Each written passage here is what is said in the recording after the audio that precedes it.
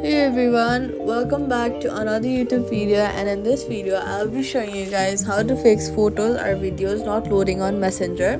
First of all, check your internet connection.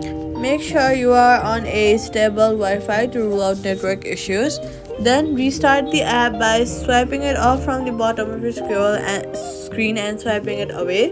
Next, go ahead to your app store, search for Messenger, and then see if there is an update button available.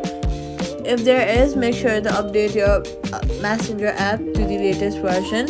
Then go ahead and go to your settings and then go to Messenger, and then see if you guys have allowed the photos access in settings. Safety tip: avoid opening unknown video files. Quick fix: switch to cellular data, and that's it. Subscribe.